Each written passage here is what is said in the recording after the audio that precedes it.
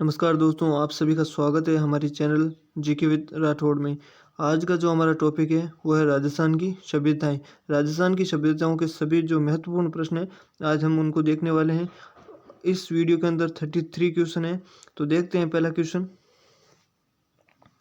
पहला जो क्वेश्चन है वो है कालीबंगा सभ्यता की खोज किसने की थी। कालीबंगा सभ्यता की खोज किसने की थी। ऑप्शन नंबर अ बी लाल ने, ऑप्शन नंबर ब बी के थापर ने, ऑप्शन नंबर स अमलानंद घोष ने, या फिर option number the Rai Bahadur Sahni ने। तो कालीबंगा सभ्यता सबसे पहले देख लेते हैं ये कौन से जिले में स्थित है। ये राजस्थान के हनुमानगढ़ जिले में स्थित है। ठीक है, हनुमानगढ़ जिले में स्थित है। और कालीबंगा का अर्थ क्या होता है? काली चूड़ियाँ। क्या होता है? काली चूड़ियाँ। ठीक है, कालीबंगा का अर्थ होता है काली चूड़ियाँ। और ये कौन सी नदी के किनारे विकसित हुई थी? ये घग्गर नदी, यानी जो वर्तमान में घग्गर नदी है, प्राचीन सरस्वती नदी के किनारे पर ये विकसित हुई थी। ठीक है, और ये कांस्य युगीन सभ्यता थी। कालीबंगा सभ्यता कौन सी थी? कांस्य युगीन सभ्यता थी। तो इसकी खोज किसने की थी? तो इसकी खोज की थी अमलानंद घोष ने। ठीक है, ऑप्शन नंबर सी इसका सही आंसर होगा। अगला प्रश्न देखते हैं। अगला प्रश्न देखने से पहले कालीबंगा सभ्यता के बारे में महत्वपूर्ण तथ्य है वो देख लेते हैं। कालीबंगा सभ्यता हनुमानगढ़ जिले के प्राचीन सरस्वती नदी के किनारे विकसित हुई थी। कालीबंगा का अर्थ क्या है? कालीबंगा का अर्थ है काली चूड़ियाँ। इसकी खोज किसने की थी? 1952 में प्रोफेसर अमलानंद घोष ने इसकी खोज की थी। और इसका उत्खनन किसने किया था? उत्खनन किया था बी लाल ने व बी के थापर के द्वारा इसका उत्खनन किया गया था। ठीक है, तो अगला प्रश्न देखते हैं।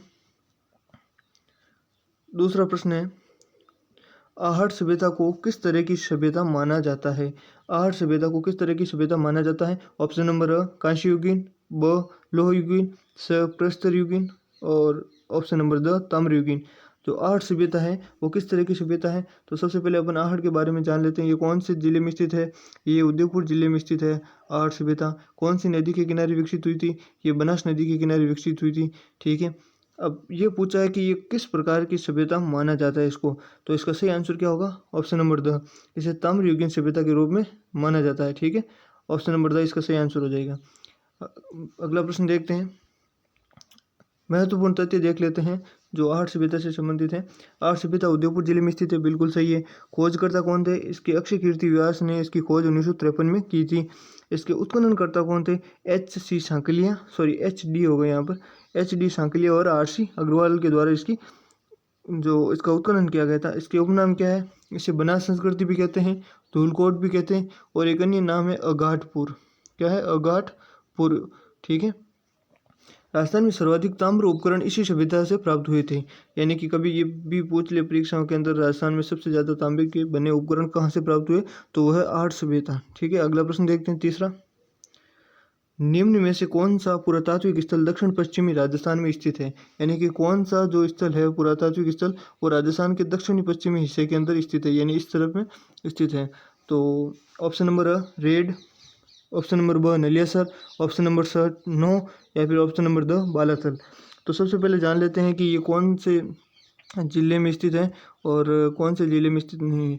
तो रेड जो है ये राजस्थान का थोड़ा नक्शा बना लेते हैं अपन, टेढ़ा मेढ़ा बन रहा है, चलो कोई बात नहीं।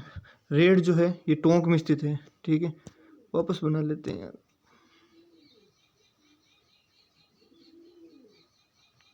ये बन गया हमारा राजस्थान। ठीक है, रेड कहाँ पर है? टोंक में। तो टोंक कहाँ पर है? राजस्थान के इस साइड में। तो ये दक्षिण पश्चिम हिस्सा नहीं है, यानी कि ये तो होगा ही नहीं।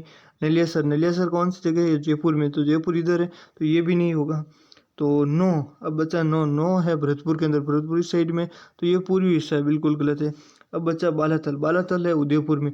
तो उदयपुर इस साइड में स्थित है, यानी कि ये दक्षिण पश्चिमी इलाका है। तो इसका सही आंसर क्या हो जाएगा? Option number the Balathal. Balathal कहाँ पर स्थित है? उदयपुर में। ठीक है, अगला प्रश्न देखते हैं, चौथा प्रश्न। आहट सभ्यता को किस तरह की सभ्यता माना जाता है?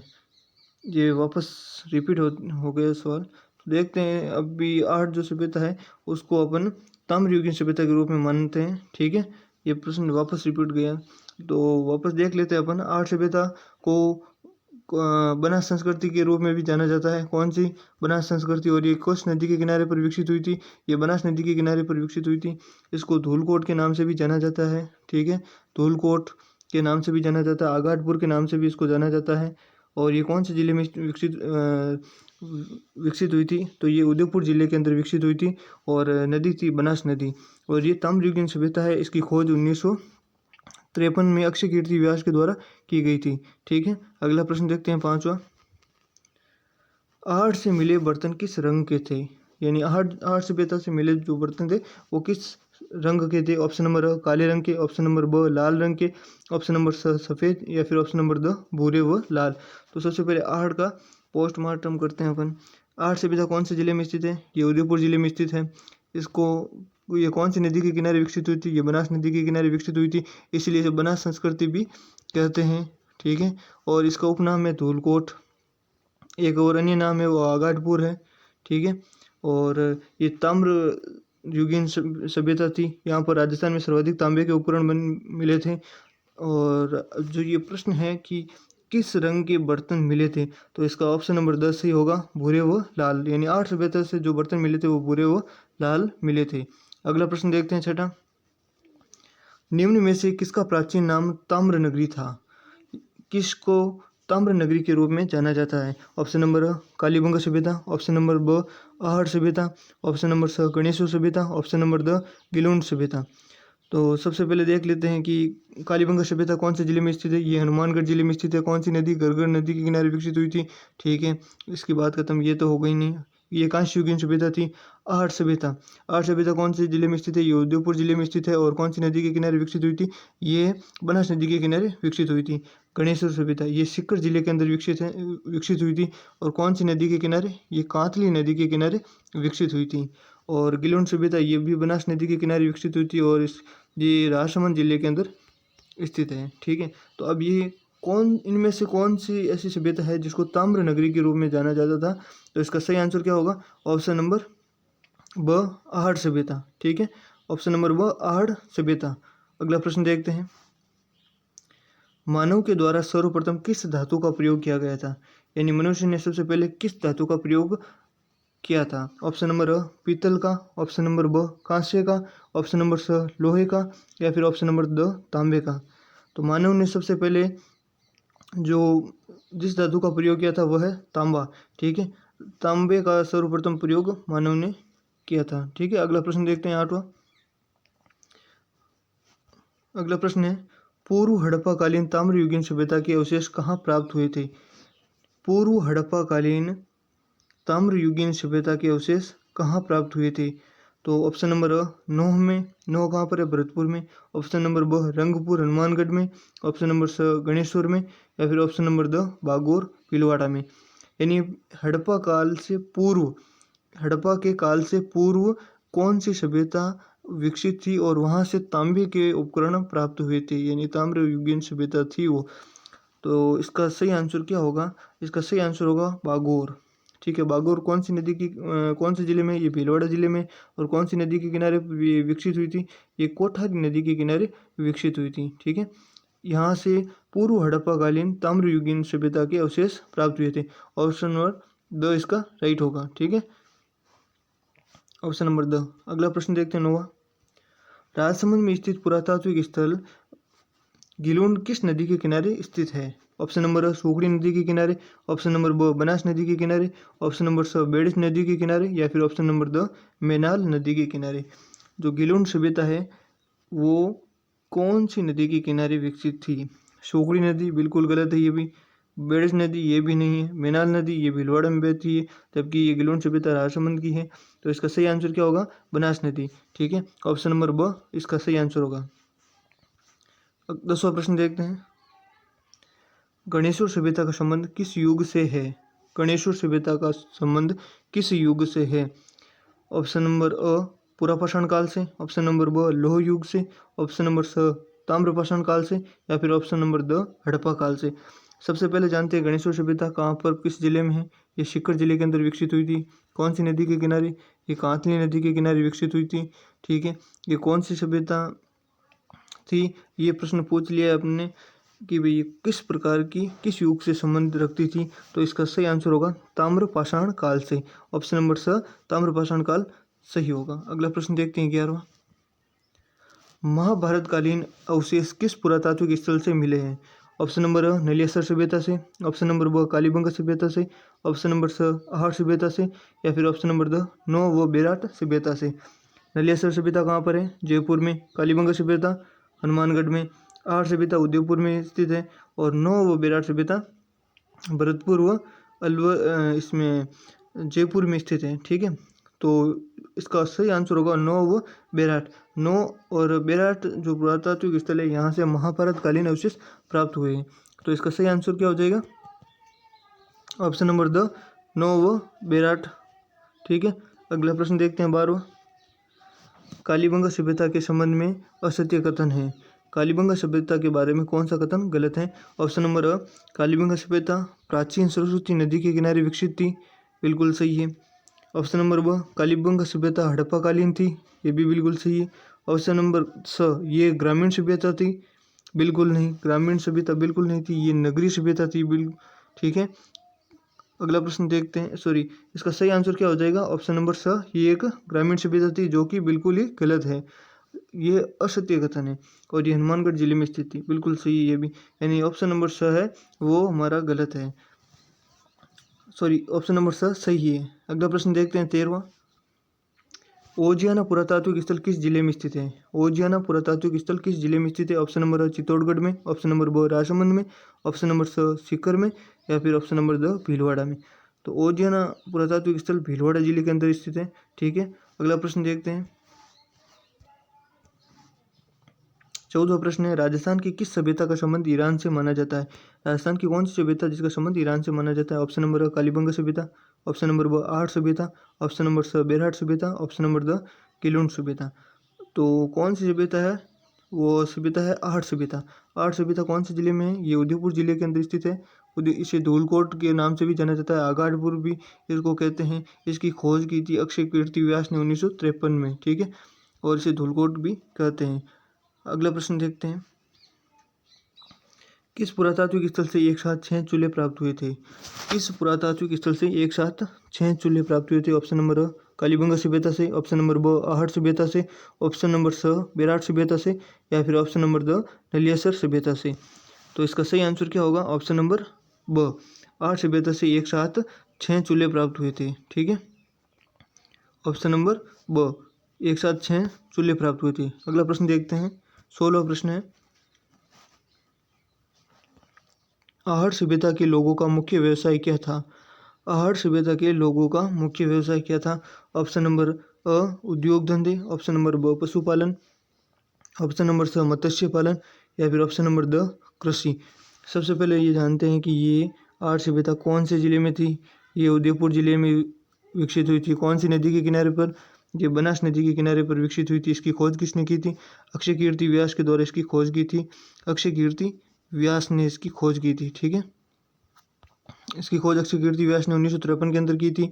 और इसे किस नाम से जाना जाता है? इसे धूलकोट के नाम से भी जाना जाता है। ठीक है, और इसको आगाड़पुर के नाम से भी जाना जाता है। तो आहट सभ्यता के लोगों का मुख्य व्यवसाय क्या था? आहट के जो लोग थे उनका मुख्य व्यवसाय उद्योग और उद्योग धंधे उनका मुख्य व्यवसाय था। अगला प्रश्न देखते हैं। और ये ताम्रयुगीन सभ्यता थी, यहाँ पर तांबे के विभिन्न प्रकार के उपकरण बनाए जाते थे। तो ये एक तरीके से देख सकते हैं कि यानी कि संपन्न सभ्यता थी। अगला प्रश्न देखते हैं 17वां। बेराट सभ्यता का सर्वप्रथम उत्खनन किसके द्वारा किया गया था?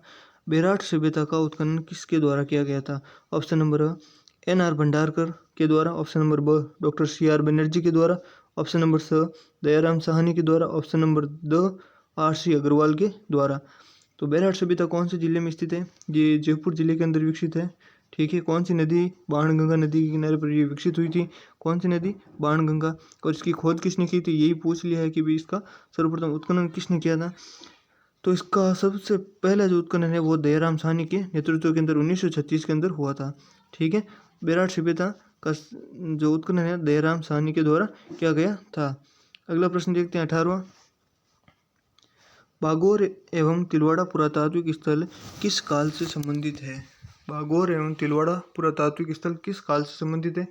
अ निम्न पुरापाषाण काल से, ऑप्शन नंबर ब पुरापाषाण काल से, ऑप्शन नंबर स पूर्व हड़प्पा काल से, ऑप्शन नंबर द मध्य पाषाण काल से। तो देखते हैं बागोर भागोर कौन सी नदी के किनारे पर विकसित हुई थी? ये कोठारी नदी और भीलवाड़ा जिले के अंदर विकसित है हुई थी।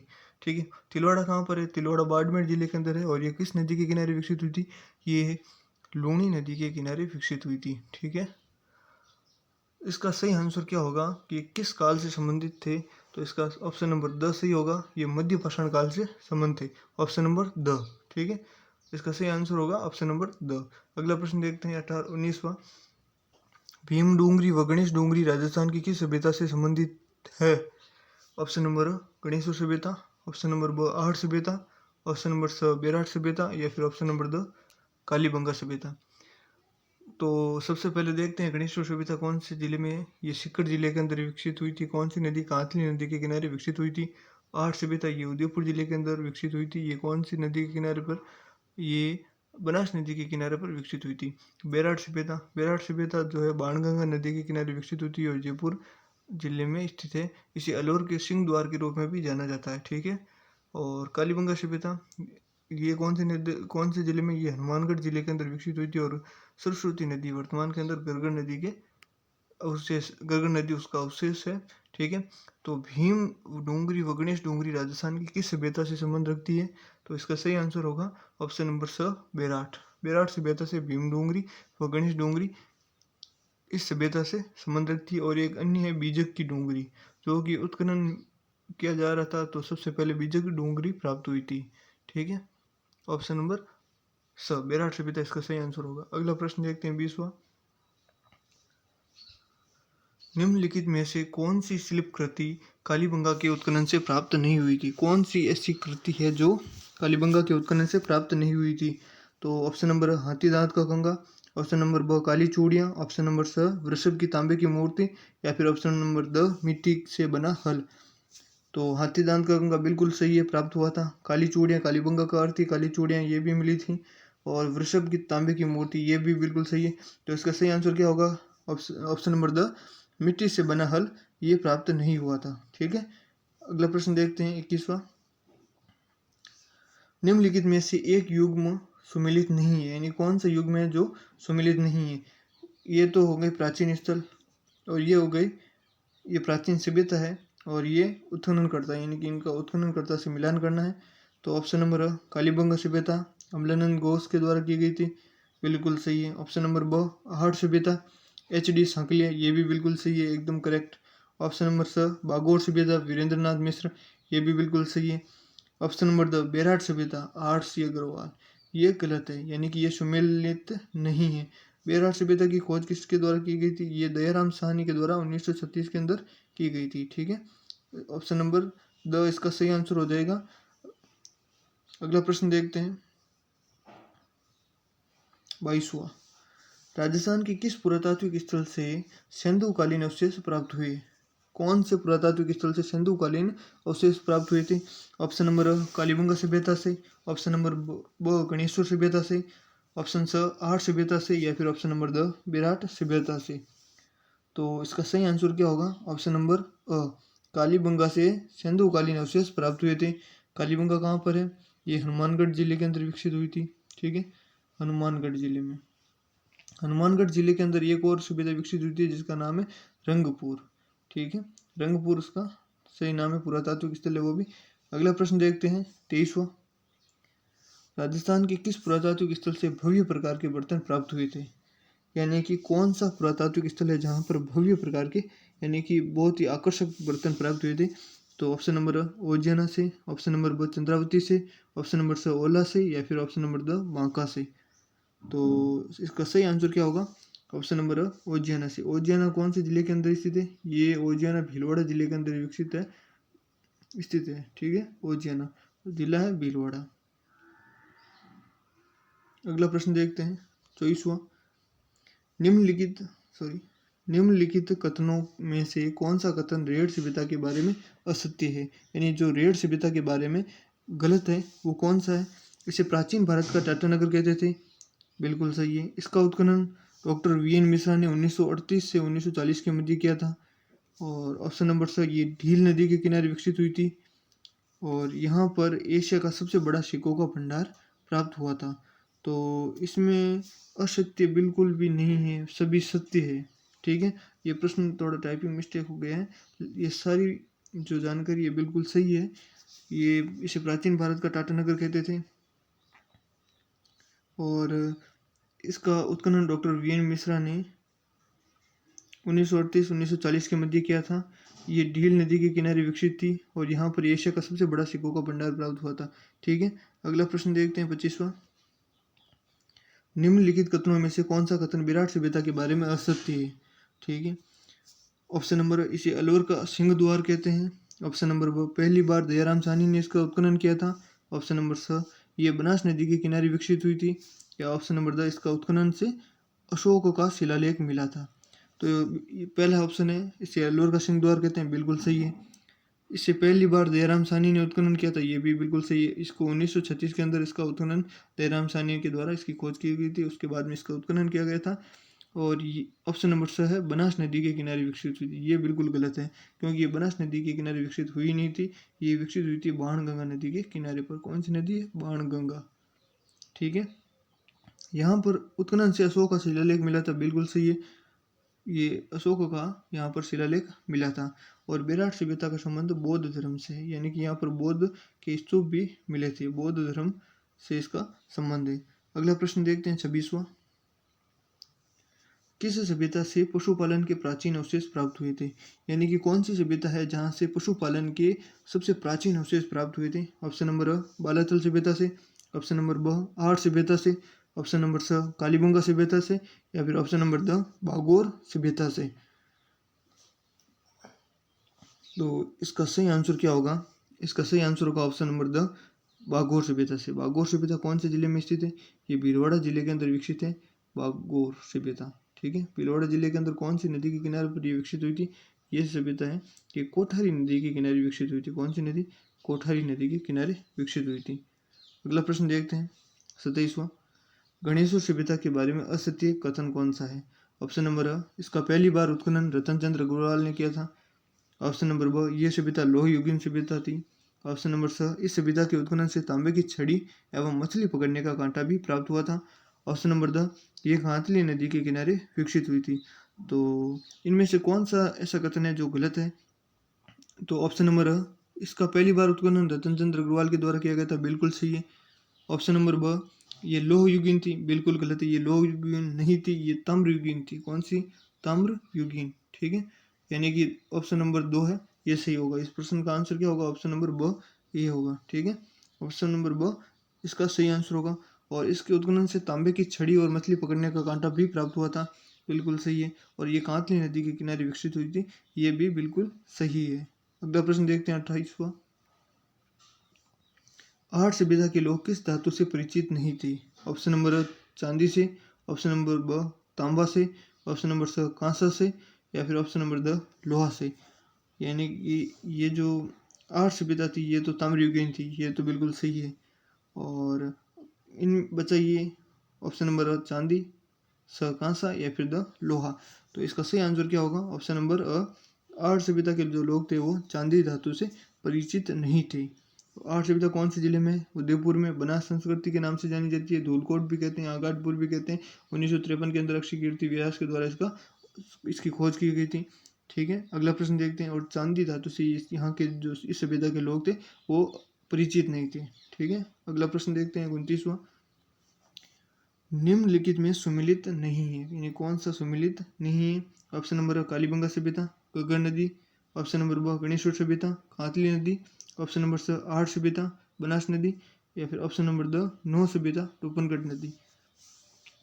कालीबंगा सभ्यता कौन से जिले में? हनुमानगढ़ जिले में। ये कौन सी नदी के किनारे विकसित हुई थी? घग्गर नदी, यानी वर्तमान, पहले तो सरस्वती नदी के इसी का अवशेष घग्गर नदी, यानी कि इसको, ये भी बिल्कुल सही है। गणेश्वर सभ्यता ये सीकर जिले के अंदर विकसित हुई थी और ये कांतली नदी के किनारे विकसित हुई थी, बिल्कुल सही है। आहट सभ्यता ये उदयपुर जिले में है, बनास नदी के किनारे विकसित हुई थी, ये भी सही है। नौ सभ्यता ये कौन से जिले में है? ये भरतपुर जिले के अंदर विकसित हुई थी। कौन सी नदी के किनारे पर? ये रूपा रेल नदी के किनारे विकसित हुई थी, यानी कि ये ऑप्शन गलत है, यानी ये सुमिलित नहीं है। ऑप्शन नंबर द इसका सही आंसर हो जाएगा। ठीक है, ऑप्शन नंबर द। कौन सी नदी थी जिसके किनारे ये विकसित हुई थी? वो नदी थी रूपा रेल। ठीक है, अगला प्रश्न देखते हैं नौ सभ्यता से महाभारत कालीन अवशेष भी प्राप्त हुए थे। 30वां प्रश्न, किस इतिहासवेत्ता के द्वारा कालीबंगा सभ्यता को सिंधु घाटी साम्राज्य की तीसरी राजधानी कहा गया था? ऑप्शन नंबर वीरेंद्रनाथ मिश्र के द्वारा कहा गया था। Option number the Dayaram Sahni ने। ऑप्शन नंबर स दशरथ शर्मा ने। या फिर option number the HD Sankalia ने। किस इतिहासवेत्ता ने बताया था कि सिंधु घाटी साम्राज्य की तीसरी राजधानी कालीबंगा सभ्यता है? तो कालीबंगा सभ्यता कौन सी नदी के किनारे विकसित हुई थी? ये घग्गर नदी के किनारे विकसित हुई थी। एक जिला कौन सा है? हनुमानगढ़ जिला है। ठीक है, हनुमानगढ़ जिला है। और इसकी खोज जो है वो किसके द्वारा की गई थी? नहीं, इसको तीसरी राजधानी किसने कहा था, ये प्रश्न पूछा है। तो इसका सही आंसर क्या होगा? ऑप्शन नंबर स डॉक्टर दशरथ शर्मा। और कालीबंगा सभ्यता है, इसकी खोज किसने की थी? इसकी खोज की थी अमलानंद घोष ने की थी। ठीक है, और अगला प्रश्न है 31वां। अब देखते हैं, दुर्गीकरण के पूर्वावशेष की ताम्रपाषाण कालीन सभ्यता से प्राप्त हुई थी। दुर्गीकरण यानी कि दुर्गीकरण के यानी कि दुर्ग के पूर्वावशेष किस पाषाणकालीन सभ्यता से प्राप्त हुए थे? ऑप्शन नंबर अ गणेशपुर सभ्यता से। ऑप्शन नंबर ब गिलोन सभ्यता से। ऑप्शन नंबर स आहट सभ्यता से। या फिर ऑप्शन नंबर द बालातल सभ्यता से। तो इसका सही आंसर क्या हो जाएगा? इसका सही आंसर होगा ऑप्शन नंबर द बालातल सभ्यता से दुर्गीकरण के पूर्वावशेष प्राप्त हुए थे। ये कौन से जिले के अंदर है? ये उदयपुर जिले के अंदर विकसित हुई थी। ठीक है, उदयपुर जिला। अगला प्रश्न देखते हैं 32वां। किस पुरातात्विक स्थल से बौद्ध धर्म के अवशेष प्राप्त हुए थे? अभी थोड़ी देर चौथे या पांचवें प्रश्न पहले ये मैंने थोड़ा बताया था कि किस सभ्यता का संबंध बौद्ध धर्म से भी, वहाँ पर बौद्ध के स्तूप भी प्राप्त हुए थे। तो ये प्रश्न वापस आ गया है बौद्ध बागोर सभ्यता से। ऑप्शन नंबर ब बेराट सभ्यता से। ऑप्शन नंबर स गुरारा सभ्यता से। या फिर ऑप्शन नंबर द कालीबंगा सभ्यता से। तो इसका सही आंसर क्या होगा? यहाँ पर बौद्ध धर्म के अवशेष कहाँ से प्राप्त हुए थे? बेराट सभ्यता से। कौन से जिले के अंदर ही है? ये जयपुर जिले के अंदर है, और इसे अलवर का सिंह द्वार भी कहते हैं। ठीक है, इसकी दयाराम साहनी के द्वारा 1936 में इसकी खोज की गई थी। और यहाँ पर अशोक का शिलालेख भी मिला था। किसका? अशोक का शिलालेख भी मिला था। अगला प्रश्न और अंतिम प्रश्न है 33वां। किस सभ्यता को ताम्रयुगीन सभ्यता की जननी कहा जाता है? यानी कि कौन सी सभ्यता है जो ताम्रयुगीन सभ्यता की जननी के रूप में जानी जाती है? ऑप्शन नंबर अ आहट सभ्यता। ऑप्शन नंबर ब गणेश्वर सभ्यता। ऑप्शन नंबर स गिलोन सभ्यता। ऑप्शन नंबर द बालातल सभ्यता। आहट सभ्यता कौन से जिले में है? उदयपुर जिले के अंदर है। ठीक है, कौन सी नदी? बनास नदी के किनारे ये विकसित हुई थी। गणेश्वर सभ्यता ये सीकर जिले के अंदर है, और ये कांतली नदी के किनारे विकसित हुई थी। किलोन सभ्यता ये राजसमंद जिले के अंदर है, और ये कौन सी नदी के किनारे विकसित हुई थी? ये बनास नदी के किनारे विकसित हुई थी। ठीक है, बालातल सभ्यता ये उदयपुर जिले के अंदर है। ठीक है, लेकिन ये प्रश्न पूछा है कि कौन सी सभ्यता ताम्रयुगीन सभ्यता की जननी थी? तो इसका सही आंसर क्या होगा? ऑप्शन नंबर ब गणेश्वर सभ्यता। गणेश्वर सभ्यता को ताम्रयुगीन सभ्यता की जननी के रूप में जाना जाता है। तो ये था हमारा आज का वीडियो। अगर आपको वीडियो अच्छा लगा हो तो चैनल को ज़रूर सब्सक्राइब करें। और जो सभ्यताएँ हैं, राजस्थान की सभ्यताएँ, इसकी अगर आपको PDF प्राप्त करनी है तो हमारे नीचे डिस्क्रिप्शन के अंदर टेलीग्राम चैनल का लिंक दिया हुआ है, वो आप ज्वाइन कर सकते हैं। और वहाँ पर डेली 7 बजे क्विज होती है, जिससे कि आपकी राजस्थान जी के कंप्लीट क्लियर हो जाएगी। ठीक है, मिलते हैं नेक्स्ट वीडियो में, तब तक के लिए नमस्कार।